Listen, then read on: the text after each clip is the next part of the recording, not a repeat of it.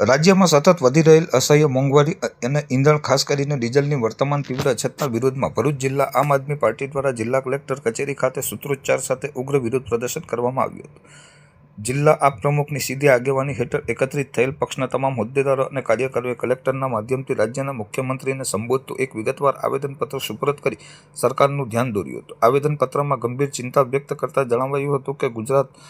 હાલમાં આર્થિક અને સાધન સામગ્રીની અભૂતપૂર્વ કટોકટીમાંથી પસાર થઈ રહ્યું છે, જેના કારણે સતત વધતી મોંઘવારી અને રાજ્યભરમાં સર્જાયેલ ડીઝલની તીવ્ર અછતને લીધે ધરતીપુત્રો, ટ્રાન્સપોર્ટરો સહિત સામાન્ય જનજીવન પર ખૂબ જ માઠી અને વ્યાપક અસરો પડી રહી છે। ખાસ કરીને જગતના તાત એવા ખેડૂતોના પડતર પ્રશ્નો અંગે ભારપૂર્વક રજૂઆત કરતા પક્ષે જણાવ્યું હતું કે હાલ વાવણીની સિઝન તદ્દન નજીક હોવા છતાં સ્થાનિક પેટ્રોલ પંપો ઉપર હજુ સુધી ડીઝલ ઉપલબ્ધ ન થવાને કારણે ખેતીકામ માટેના ટ્રેક્ટરો અને અન્ય સાધનો બંધ થઈ જવાની ગંભીર સ્થિતિ સર્જાઈ છે। આ વિકટ પરિસ્થિતિમાંથી ઉગારવા માટે સરકારે ગ્રામ્ય વિસ્તારના પેટ્રોલ પંપો પર ખેડૂતો માટે ડીઝલનો વિશેષ ક્વોટા તાકીદે ફાળવવો જોઈએ અને તાજેતરમાં ખાતરમાં ઝીંકાયેલ અસહ્ય ભાવ વધારો તાત્કાલિક ધોરણે પરત ખેંચાવવો જોઈએ તેવી માંગણી પણ કરવામાં આવી હતી। આ ઉપરાંત રાજ્યના મહત્વના એવા ટ્રાન્સપોર્ટ ઉદ્યોગ અંગે રજૂઆત કરતા ઉમેર્યું હતું કે ઈંધણની અછતને કારણે માલવાહક વાહનો કલાકો સુધી હાઈવે પર જ અટવાઈ પડ્યા છે, જેને લીધે સમયસર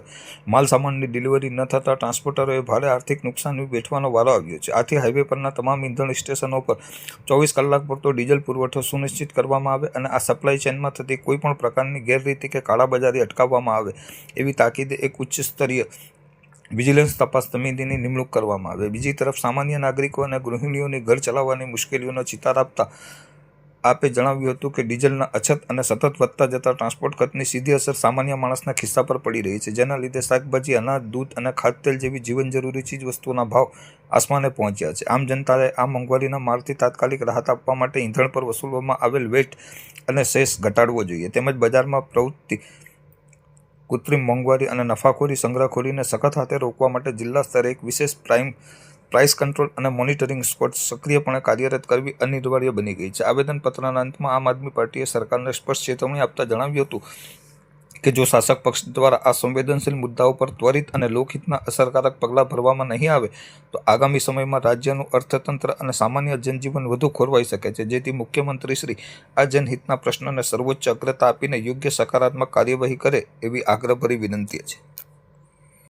વર્ષોથી જ્યારે ગુજરાતની અંદર, ભારત દેશની અંદર કેન્દ્ર, સેન્ટ્રલ અને રાજ્ય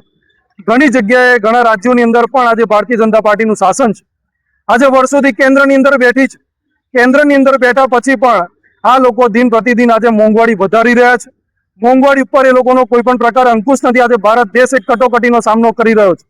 ત્યારે ભારતીય જનતા પાર્ટીના શાસનની અંદર સામાન્ય જે પરિવાર છે આજે પેટ્રોલ ડીઝલના વધતા ભાવથી પણ આજે પરેશાન છે, સાથે ગેસના બોટલથી પણ પરેશાન છે, સાથે જ આજે બાળકોના ભવિષ્ય માટે જે સારું એજ્યુકેશન લેવું હોય તો સરકારી શાળાઓની વ્યવસ્થા ઊભી ન કરી ને પ્રાઇવેટ શાળાઓ જે ઊભી કરી છે સરકારે, ભારતીય જનતા પાર્ટીએ, ત્યારે આ સરકારે પ્રાઇવેટ શાળાઓ બંધ કરી અને સરકારી શાળાઓ ઉપર સરકારી શાળાઓ લાવવી જોઈએ। એનું શિક્ષણ સુધારવું જોઈએ। સરકારી શાળાઓનું શિક્ષણ નથી સુધારતું। મજબૂર મા બાપ આજે પ્રાઇવેટ શાળાની અંદર મોંઘી ફીઓ ભરીને પણ આજે પોતાના બાળકોને ઉજ્જવળ ભવિષ્ય માટે સંઘર્ષ કરી રહ્યો છે, ત્યારે આમ આદમી પાર્ટી આજે સમગ્ર ગુજરાતની અંદર આ